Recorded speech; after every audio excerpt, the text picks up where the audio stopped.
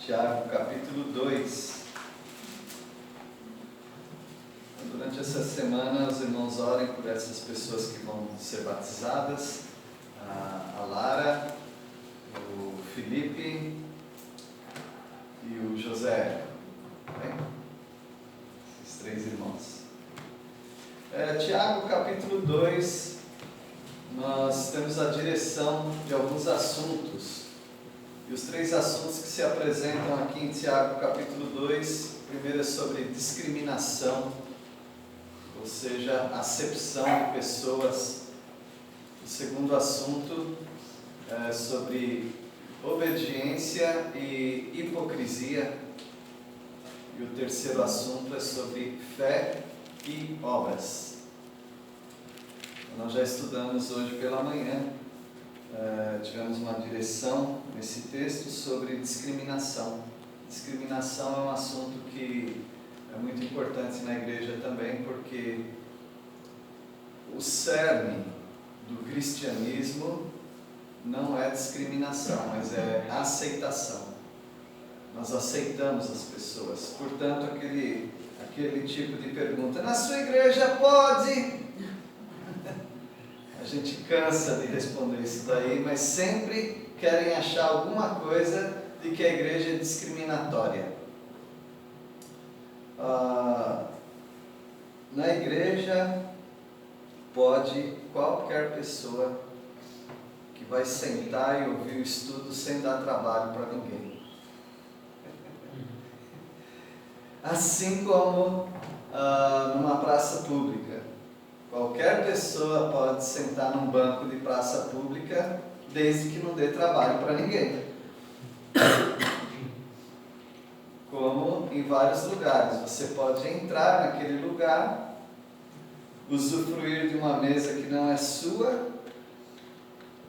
e comer algum lanche, desde que você não dê trabalho para ninguém. É assim que funciona. Você pode entrar no supermercado e comprar seus produtos, pagar, desde que você não dê trabalho para ninguém. Não é assim? Em todos os lugares?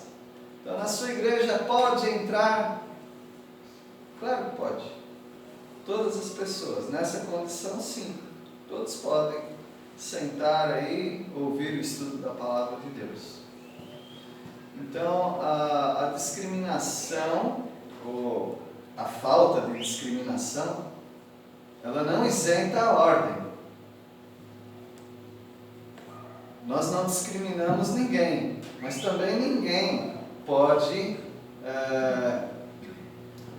chegar num ambiente e querer alterar o ambiente. Então, isso faz parte, não é da igreja, não é do cristianismo, isso faz parte da boa educação de qualquer pessoa, em qualquer lugar. Não tem lugares que tem até avisos, não podem entrar aqui sem camisa, né? Porque os homens gostam de andar sem camisa na rua. Então não pode. Tem uma certa decência, uma certa ordem, é um bom senso da própria sociedade.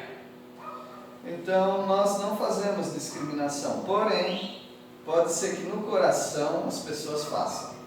Agora, no coração é algo muito íntimo. Entrando na igreja, como o Tiago fala no capítulo 2, um homem com anéis de ouro na mão, nos dedos, com trajes de luxo, e aí entra uma outra pessoa com roupas mais simples, roupas mais gastas. Se tratar aquele rico com deferência é diferente de diferença, né? Deferência quer dizer com respeito, com consideração, uma maior honra, né? Se você tratar aquela pessoa por causa da indumentária dela, por causa da roupa dela, do estilo de rico, se você tratar com mais respeito do que aquele outro de condição humilde, isso é discriminação. A palavra de Deus condena isso. Nós não devemos fazer isso. Então isso é a acepção de pessoas, porque o Senhor Jesus recebeu todas as pessoas. Mas é interessante que alguns ele chamou de raça de víboras. Vocês são as serpentes. Falou. Todos podiam ouvir o ensino de Jesus. Mas algumas pessoas receberam palavras bem duras de Jesus. Isso não era discriminação. Isso não era acepção. Ele apresentou uma verdade e as pessoas que não andam nessa verdade, elas estão se excluindo. Ninguém está excluindo os ouvintes. Mas os ouvintes, uma vez que não aceitam aquilo que Jesus ensinou, essas pessoas estão sim se excluindo. Porque senão nós teremos uma igreja, ou no caso os seguidores de Jesus, as pessoas seguindo Jesus, mas querendo ditar as ordens. Não é assim que funciona. Em nenhuma instituição é assim. Se você não está gostando, você vai embora. Não é assim que na maioria das instituições ou locais funcionam? Assim também na igreja, em qualquer igreja, em qualquer movimento. Por exemplo, se nessa igreja, como alguns já falaram, a igreja é tão parada aquela igreja, então parece que não serve para a pessoa. Esse ambiente calmo, alguém falando, parece que nunca acontece nada. Então, se uma pessoa não se sente bem nesse local, eu espero que ela encontre um local mais agitado, segundo o gosto dela, né, para ela congregar, para ela aprender da palavra de Deus, porque esse é o objetivo. Então, nós nunca tentamos mudar um local. Nós observamos aquele local e, se não é do nosso agrado, nós procuramos um outro local.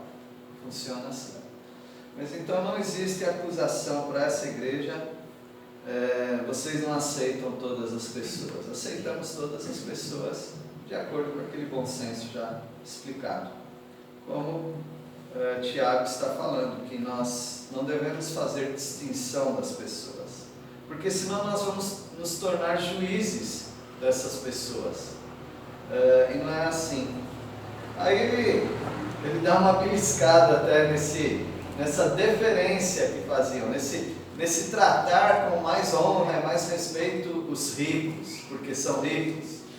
Aí ele fala, bom, Deus chamou as pessoas de condição humilde. Muitas pessoas cristãs, crentes em Cristo Jesus, são pessoas simples, pessoas comuns. As pessoas de condição mais alta, é verdade, tem algumas que estão no nosso meio, mas são pouquíssimas. Pessoas de condição social elevada, normalmente essas pessoas não seguem Jesus.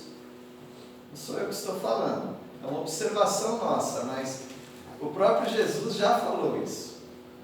Não são, e Paulo também, não são dentre vós muitos chamados de nobre nascimento. São pessoas mais simples mesmo. E tem alguns que são simples e começam a crescer na vida, não por causa da igreja, mas por causa do seu trabalho, daquilo que faz. É comum, é uma sociedade livre e acontece isso mesmo. Mas ele fala, por que vocês estão dando tanto respeito assim, tanta honra para os ricos? Porque quando vocês são perseguidos, quem que arrasta vocês até os tribunais? São os pobres ou são os ricos? São os ricos. Então eles representam já uma categoria de pessoas, não que a gente está dividindo a sociedade em classes, mas eles estão representando normalmente eles estão representando pessoas opressoras.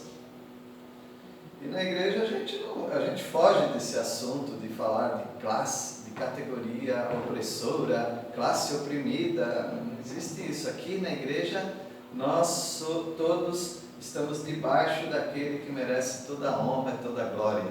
Todos nós somos miseráveis diante do Senhor, independente da nossa condição social.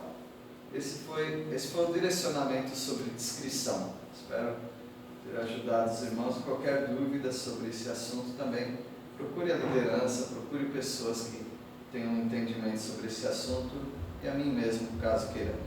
Agora nós vamos falar sobre outro direcionamento que o texto nos dá, a direção sobre obediência e hipocrisia. Obedecer ao Senhor tem que ser de coração. Não existe obediência fingida. Para os meus filhos ou para os nossos filhos a gente falava, olha, obediência atrasada é desobediência. Então às vezes pessoas parecem obedientes, mas elas foram tão demoradas para fazer alguma coisa que aquilo já não caracteriza mais obediência, mas uma desobediência.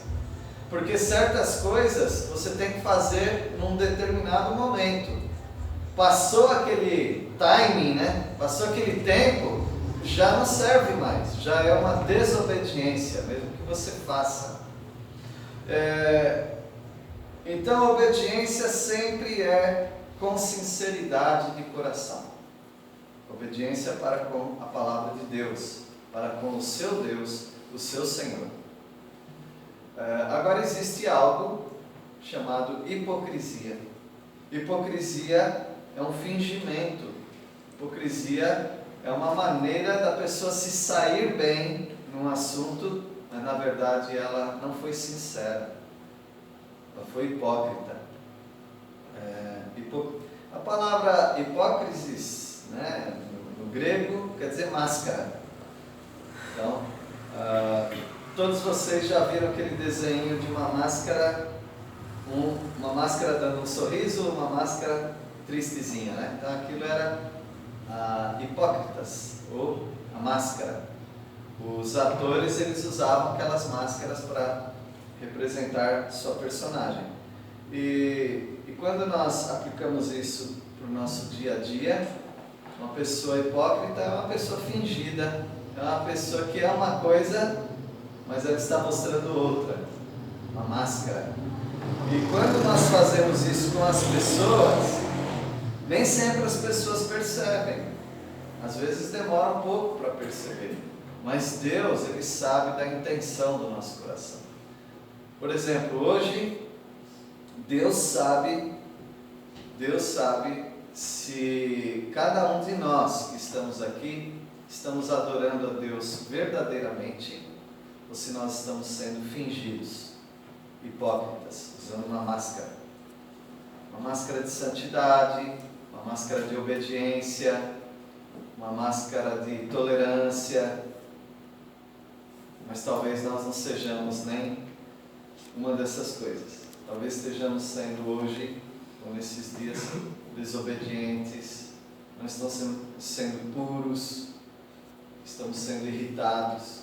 Deus sabe disso, Deus conhece. Diante dos homens nós podemos usar máscaras, mas diante de Deus não. Ele conhece o fundo do nosso coração, da nossa vida. E Tiago, continuando, mas também mudando de assunto, ele deixa escapar esse assunto sobre acepção de pessoas, tratar pessoas de modo diferente. Deus vê, não adianta você fingir, Deus vê. Digamos que você cumprimente alguém, sorria para essa pessoa, até abrace essa pessoa, e até faça alguma gentileza com aquela pessoa, mas no seu coração você está desprezando aquela pessoa. Todo mundo olha para você e fala, essa pessoa é muito acolhedora, ela recebe bem os outros, mas Deus está vendo, porque Ele vê o coração, que lá dentro você não ama verdadeiramente aquela pessoa. Deus sabe quando você está discriminando alguém. Então, no versículo 8, diz assim: se vós, contudo, observais a lei régia, segundo a Escritura, amarás o teu próximo como a ti mesmo, fazeis bem. Essa é uma lei régia, uma lei de ouro, uma lei régia tem a ver com rei, uma lei real. Essa é uma lei infalível. E os judeus eles tinham 613 mandamentos.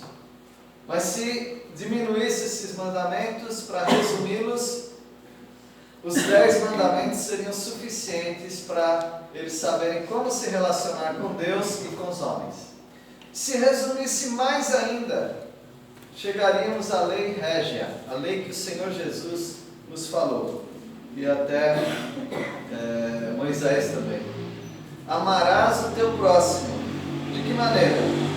Como você ama a você mesmo. Todo mundo aqui ama a si próprio. Ninguém precisa fazer força para amar a si mesmo. O apóstolo Paulo disse em Efésios capítulo 5, ninguém maltrata sua própria carne. Antes dela, cuida e alimenta. Quem comeu hoje no café da manhã? Aliás, obrigado a todos que participaram do café da manhã maravilhoso do Dia dos Pais. Conforme diz o irmão Jonas, né? Tem a sobejou. Sobrou. Nós vamos apreciar aí. Nós comemos hoje pela manhã. Nós comemos no almoço. Talvez alguns aqui tiveram algum almoço especial, né? Devido à data. Então, todo mundo tratou muito bem da sua carne. Alimentou bem a sua carne. Isso quer dizer que você não precisa fazer muita força para se amar. Você já se ama. Então não precisa aceitar esse ensino. Quando você aprender a amar a você mesmo, você vai amar os outros. Não. Deixa essa ideia que está errada. Você já se ama. Aliás, grande parte dos problemas dos relacionamentos é porque as pessoas se amam muito. Elas amam tanto a si próprias que não sobra amor para mais ninguém. Então a palavra de Deus diz que a lei régia é isso: amar o teu próximo como você já ama você mesmo. Quem é o próximo? Bom, Jesus falou que às vezes o próximo é alguém que você nem conhece, mas é próximo porque é o seu semelhante. Todas as pessoas são o nosso próximo, porque são feitos à imagem de Deus. E nós temos por obrigação cuidar da imagem de Deus na terra. Cuidar das pessoas, fazer o bem para as pessoas. Se você faz isso, ótimo, você faz muito bem. Independente de você vir à igreja ou não. Pessoas que cuidam do outro, elas fazem muito bem. Na estrada onde nós moramos, né, à beira da estrada, quase, de vez em quando tem buraco na estrada, nesses anos todos. E passando a ponte ali, acumula bastante buraco. E várias pessoas já tiveram problemas com seus carros. Mas nesses anos todos, Peniel teve uma grande oportunidade de até apresentar o amor de Cristo para várias pessoas com o carro quebrado.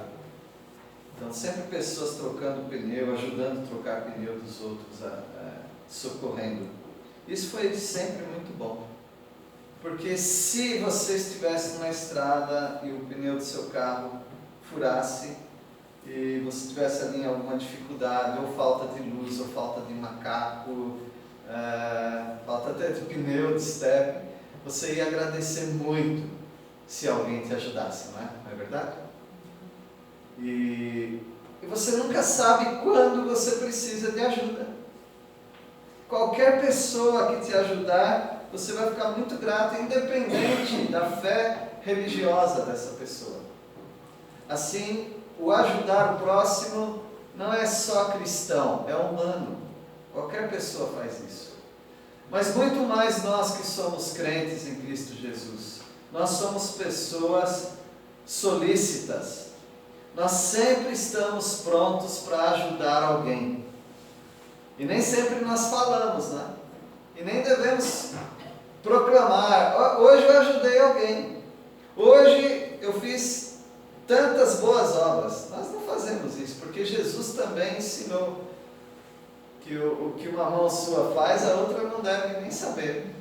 É uma forma de ajudar desinteressadamente, sem interesse. Jesus até falou para ajudar pessoas que não têm condições de retribuir. Então, uma direção sobre obediência que Deus nos dá é essa: faça o bem para todas as pessoas. Vocês fazem muito bem. O apóstolo João disse até sobre um pecado de omissão. Quando você sabe, você pode fazer o bem, sabe o que é fazer o bem, e não faz, você peca. Não é que você fez o mal para a pessoa. Só o fato de você não fazer o bem quando você poderia fazer, você está pecando diante de Deus. Isso é a verdadeira obediência. Versículo 9: se todavia fazeis acepção de pessoas, cometeis pecado, sendo arguidos pela lei como transgressores. Se você fica escolhendo pessoas a quem você deve ajudar, você não está praticando a lei régia, que é amar quem? O próximo. Amar o próximo. Se você fala, eu só ajudo pessoas que forem da minha igreja, eu só ajudo pessoas que forem da minha família, eu só ajudo pessoas que forem do meu convívio, você não está praticando a lei régia. A lei régia é a lei real. Você age como um nobre, como um rei, uma rainha, quando você ajuda qualquer pessoa. Parece que tem um ditado, né? Então, eu sei que é um versículo bíblico, é um ditado: faça o bem, não importa quem. Como que vocês falaram? Sem olhar. Então, essa é a lei régia.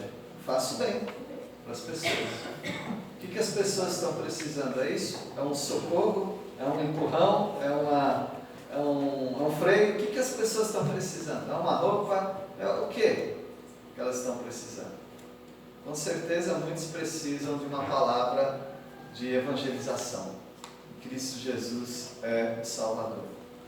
Então faça o bem para todas as pessoas. É isso que Deus quer que você faça. Isso é obediência verdadeira. Não é hipocrisia, é obediência. Aí, se você começa a separar, filtrar pessoas a quem você quer ajudar, você está cometendo pecado. Porque você vai ter que responder junto com os transgressores. Mas eu estou fazendo bem. Mas você faz o bem de uma maneira muito seletiva. Isso é pecado, porque isso é o pecado de discriminação, é um pecado de acepção de pessoas. Versículo 10: pois qualquer que guardar toda a lei, mas tropeça em quantos pontos? Em um só ponto, se torna culpado de quantos pontos? Todos. Mas que injustiça! Que matemática é essa? Essa é a matemática de Deus. A matemática de Deus é essa. O que Deus pede de você? Senão uma coisa: que você o ame de todo o coração. O que Ele pede de você? Só uma coisa, a sua vida toda. Qual lei que você deve guardar? Toda a lei. Se você falhar em uma, você não responde por aquela uma que você falhou. Você responde como um transgressor de toda a lei. É como se você tivesse cometido todos os pecados da lei. Bom, isso nos faz pensar em alguma coisa. Quando eu falando isso e lendo isso, o que você sente? Bom, eu vou dizer o que eu sinto. Eu sou um miserável e nunca vou alcançar a fidelidade. Eu nunca vou ser obediente. Já desisti. Eu não vou ser obediente. Agora, talvez alguns pensem: não, então eu vou fazer um esforço para guardar toda a lei. Você vai conseguir, já vou adiantar para você, você não vai conseguir. Uma hora ou outra você vai tropeçar. Às vezes até sem intenção, porque existe pecado não intencional, sabia disso? Existe pecado por ignorância. Bíblia, inclusive, tinha um recurso de sacrifício para os pecados por ignorância. Pessoas que nem sabiam que estavam pecando, mas estavam. Sendo assim, obediência integral, só uma pessoa, Jesus Cristo. Ele obedeceu e foi obediente até a morte, uma morte humilhante. Só o Senhor Jesus. O restante da humanidade, incluindo você e eu, nós não conseguimos nunca guardar a lei. Quando pessoas falam, eu não sou pecador porque eu não roubo nem mato, seria bom você abrir um pouquinho para elas o que Deus exige das pessoas. Aí você vai para Êxodo capítulo 20. Aí você lê junto com ela os 10 mandamentos. E aí, com exceção de um mandamento, todos os 9 são repetidos no Novo Testamento. Porque se ela falar, isso é coisa do Velho Testamento. Não, todos os 9 mandamentos são repetidos no Novo Testamento. E tem um que não é. Você já sabe qual, né? Sábado.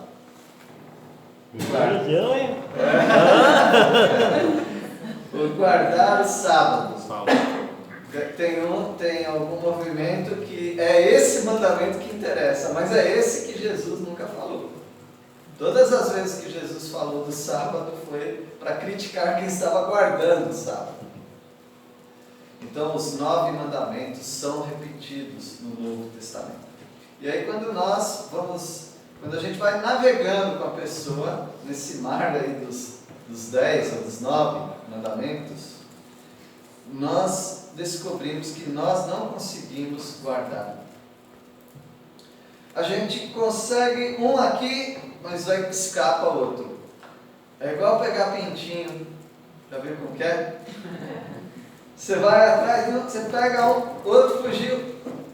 Você tem que ter um jeito de amarrar, de segurar todos ali, senão eles fogem mesmo. Você não consegue, você não dá conta. Assim também, você cerca a sua vida para você não cometer aquele pecado.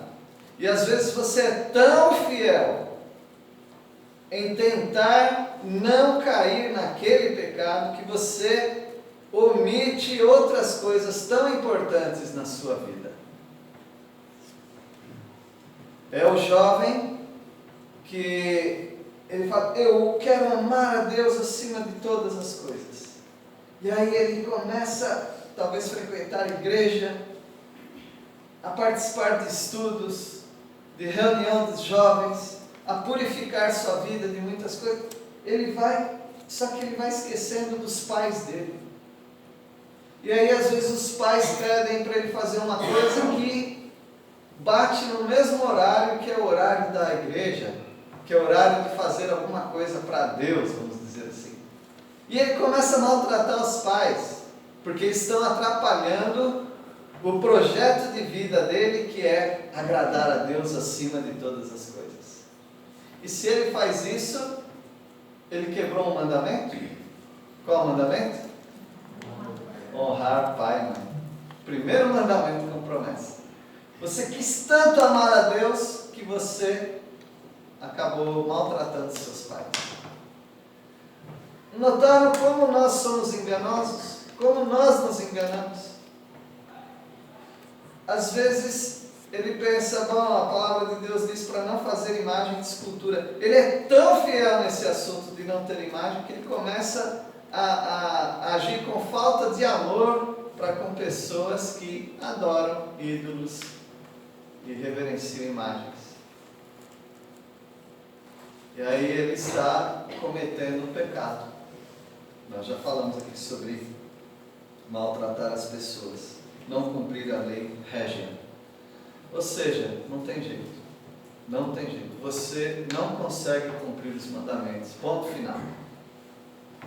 Aí você tem que reconhecer diante de Deus, eu sou um pecador. Miserável homem que sou. Miserável mulher que sou. Quem me livrará do corpo, dessa ira, dessa maldição? Nós somos pecadores. Nós não temos como agradar a Deus.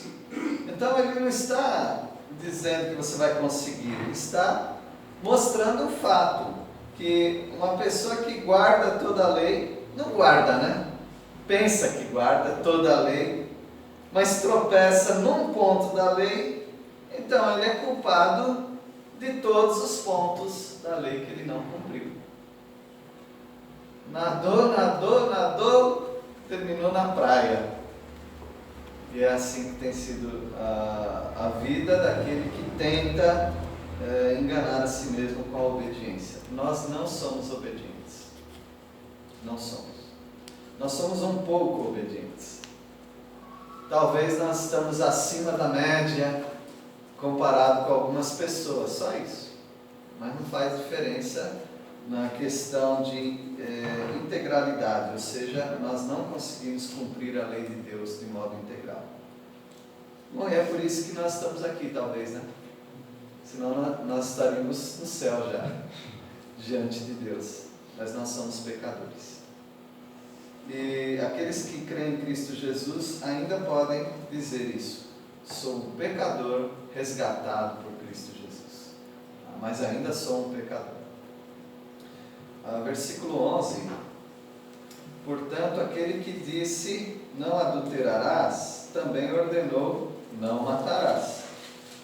Ora, se não adulteras, porém matas, vens a ser transgressor da lei. Bom, se eu fosse Tiago, eu não ia usar dois exemplos tão extremos assim, eu ia usar uma coisa menor. Mas eu não sou Tiago e Deus inspirou Tiago para falar exatamente isso. É assim que Deus queria. Ele já colocou dois pecados que são, para nós, a ponta dos pecados, né? Adultério e assassinato. E uma pessoa poderia até se orgulhar. Eu sou muito fiel à minha esposa, mas eu já matei uma pessoa. Eu acho interessante filme de gangster, ou histórias de gangster, de máfia, que eles dão um valor enorme para a família, já notaram? Eles são pessoas muito dadas à família, e eles vão para a igreja, e eles batizam seus filhos, e eles querem todo mundo em volta da igreja, em volta das coisas boas, e eles dão aquele valor para a família, né? Mas eles são assassinos. Eles matam outras pessoas, eles fazem mal para as pessoas para obter lucros. Então não adianta uma pessoa ser exemplar numa área, quando na outra área ele está descumprindo a lei de Deus. Obediência e hipocrisia é o nosso assunto. Então nós somos mais hipócritas do que obedientes. Então quando você reconhece que você não é obediente, aí você já está deixando de ser hipócrita. Isso já é muito bom. Fale diante de Deus: Senhor, eu sou um pecador. Eu não consigo cumprir aquilo que é bom na palavra do Senhor. Versículo 12. Falai de tal maneira e de tal maneira procedei como aqueles que hão de ser julgados pela lei da liberdade. Então nós temos a lei de Moisés. Nós temos várias leis, né? Mas a lei do Evangelho de Cristo Jesus é chamada de lei da liberdade. Por que lei da liberdade? Porque nós fomos livres, nós fomos libertos por Cristo Jesus. Livres do pecado, do poder do pecado, não da presença do pecado. Um dia nós seremos livres da presença do pecado. Qualquer pessoa crente em Cristo Jesus que morre nesse mundo, ele já está livre da presença do pecado. Imediatamente, quando ele morreu para esse mundo, ele já não peca mais. Então a sua libertação da presença do pecado é a sua morte, ou seu arrebatamento. Se nós não passarmos pela morte, o Senhor buscar a sua igreja, aqueles que estiverem vivos, então essas pessoas terão seu corpo transformado. Então a redenção do nosso corpo dará fim ao nosso pecado, à presença do pecado. até lá nós lutamos ainda com a presença do pecado, mas não com o poder do pecado. O pecado não tem mais poder de te levar, de jogar para o inferno, aqueles que são de Cristo Jesus. Ele não tem mais poder de te escravizar. Então nenhum crente precisa ficar escravizado por nenhum tipo de vício, nenhum tipo de mau hábito, de pecado. Não precisa, porque você tem a vitória em Cristo Jesus, através da palavra dele, com a ação do Espírito Santo na sua vida. É uma promessa que nós temos. Então nós temos que falar de uma maneira como aqueles que serão julgados pela lei da liberdade. Nós temos uma lei ainda. Eu gosto do Novo Testamento porque o Novo Testamento não tem lei. É só o Antigo Testamento que tem a lei de Moisés. Não, tem lei, você nunca fica fora da lei. Você tem a lei de Cristo Jesus, a lei da liberdade. Por exemplo, essa é uma lei, amar o teu próximo como a você mesmo, isso é uma lei. Todos os imperativos. Tiago tem 108 versículos, 54 versículos são imperativos, ou seja, lei. Coisas que você deve fazer. E se você não fizer, você é um devedor, você é um desobediente da lei. Quando você não ama o próximo, você já desobedeceu a lei de Deus. Então é um imperativo. Versículo 13, nós vamos encerrar com o versículo 13. Porque o juízo é sem misericórdia para com aquele que não usou de misericórdia. A misericórdia triunfa sobre o juízo. Olha que lei maravilhosa, que é a lei da liberdade em Cristo Jesus. Você tem uma balança, né? Um prato da balança, então é uma balança antiga, você já sabe, né? Um prato da balança é o juízo. O outro prato é a misericórdia. Talvez você é uma pessoa que tem pecado contra o Senhor repetidas vezes. Então a balança do juízo está pesando, pesando, pesando, pesando. Mas você sabia que uma confissão sua, não para ninguém, para Deus somente, uma confissão sua pode fazer com que a misericórdia do Senhor seja colocada no outro prato da balança, a tal ponto que a misericórdia vai triunfar sobre o juízo. Você não precisa pensar, agora Deus vai me castigar. Não. Se Ele te perdoa aqueles pecados, a misericórdia dele triunfa sobre o juízo. Essa é uma grande bênção. Em vez de eu ficar muito preocupado com o juízo, eu posso confiar na misericórdia do Senhor. Eu posso confessar, Senhor, como eu confessei diante de vocês, e vocês, com um gesto assim, vocês também confessaram diante de mim. Nós somos pecadores, nós não conseguimos obedecer à lei de Deus. Isso já é uma confissão. E a misericórdia de Deus, ela vai ser tão benéfica para nós, que o Senhor vai dizer, eu sei disso, você não consegue obedecer, mas a minha misericórdia está sobre a sua vida. E nós podemos viver em paz com Deus e com as pessoas.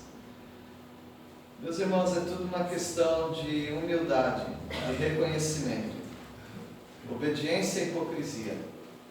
Obedecer você não vai mesmo 100%.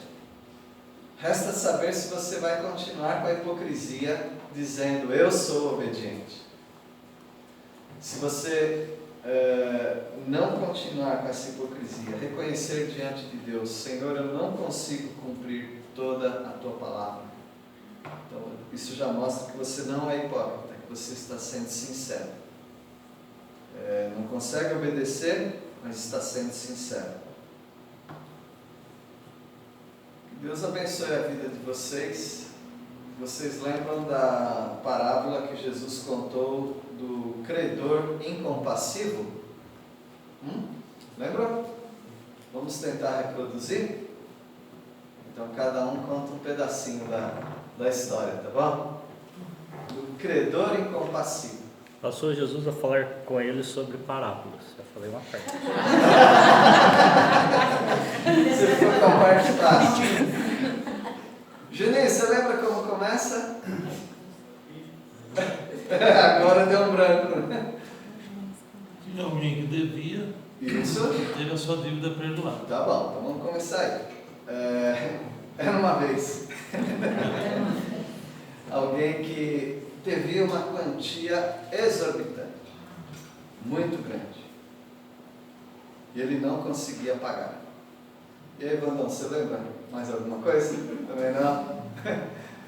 Neto, você lembra mais alguma coisa dessa parábola? Ele foi perdoado. Aí a outra pessoa não devia tanto. Tá, peraí. Ele foi perdoado. Como é que surgiu esse perdão? Vamos fazer uma colinha? Onde que está, Jonas? Mateus 18. Então vamos lá. Essa é a nossa colinha, tá? Mateus 18. 23. A partir do... 23. Tá bom. Então o rei resolveu ajustar as contas. Então no versículo 24 diz que trouxeram alguém que devia muito dinheiro. 10 mil talentos. No versículo 25, essa pessoa não tinha como pagar, não é isso? Então aquele senhor, o credor, ele falou, então vende essa pessoa, vende a mulher, vende os filhos, vende tudo que ele tem. Vender a mulher quer dizer ela se torna escrava, né? Os filhos também, vende os bens dele e aí ele paga toda a dívida. Aí no versículo 26, aquele que estava devendo, o que ele fez? Pediu clemência. Pediu clemência. Prostrou-se reverentemente. Ser paciente comigo. Qual a promessa que ele fez? Vou pagar tudo. Mentira! Você não consegue pagar isso. Eu não vou aqui trazer os números atuais, né? Porque a gente corre o risco de errar também, mas é uma dívida impagável. Não dá para ele pagar isso aqui. Como nós confessamos uns para os outros, nós não conseguimos obedecer a Deus. É impagável. No versículo 27, qual foi a atitude daquele senhor? Compaixão. Hã? E compaixão. Teve compaixão, teve dó dele. Ele não vai conseguir pagar. Ele estava dizendo que vai pagar, mas ele não vai conseguir. Então o que ele fez? Ele mandou embora e fez o quê? Perdoou quantos por cento? Tudo, 100%. Está perdoado. No versículo 28, aquele servo então, ele sai dali. Como que você sairia quando alguém fala, acabou a sua dívida? Você sai pulando de alegria, né? Corri lá em longe. Mas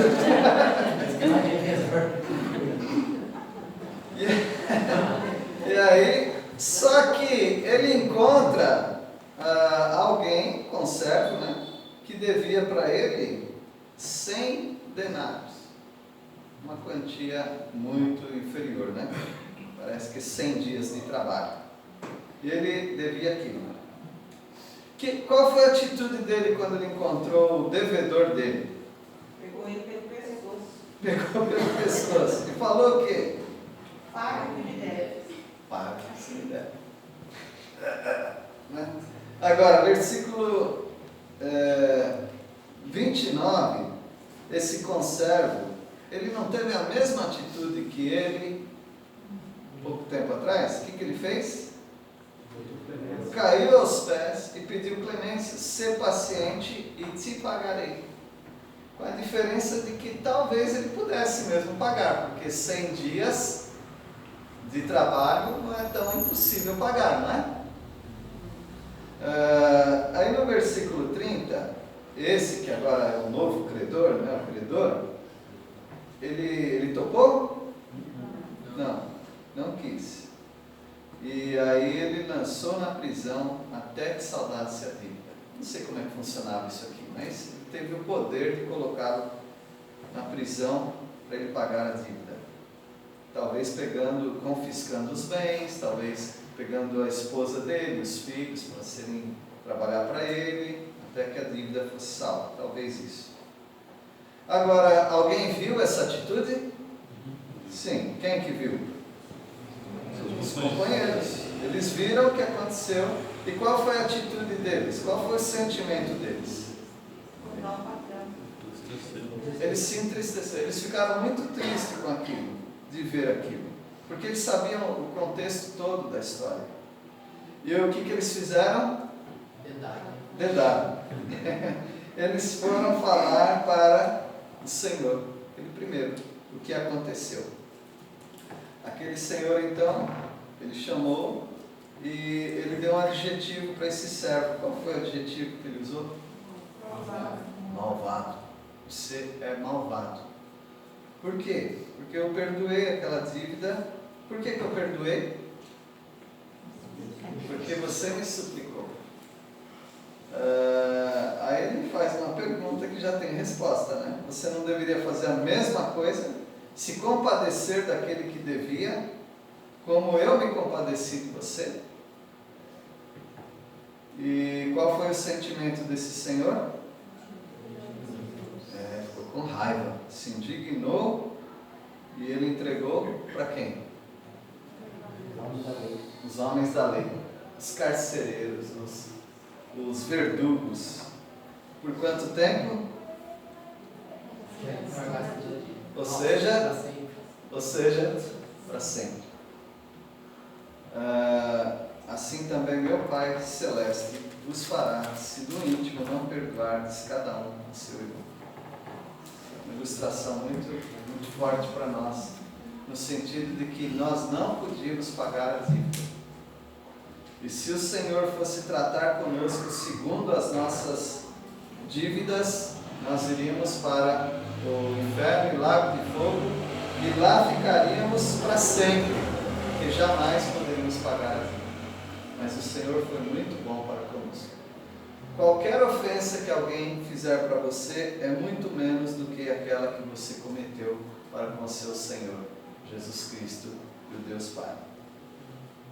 Obediência e hipocrisia. Que Deus abençoe a vida de cada um. Vamos orar. Amém. Senhor, nós louvamos a Ti pelo Teu perdão. Nós não tínhamos e não temos como pagar aquilo que o Senhor fez por nós. Mas obrigado porque o Teu Filho amado, morrendo na cruz, derramando o Seu sangue, perdoou toda a nossa vida. Livra-nos, ó Pai, de sermos arrogantes, achando que hoje nós somos obedientes à Tua palavra, porque nós não somos. Nós continuamos a depender do Senhor. Nenhum de nós é perfeito. E precisamos que o Teu Santo Espírito transforme as nossas vidas para nos parecermos cada vez mais com o Teu Filho amado, Jesus Cristo. É no nome de Jesus que nós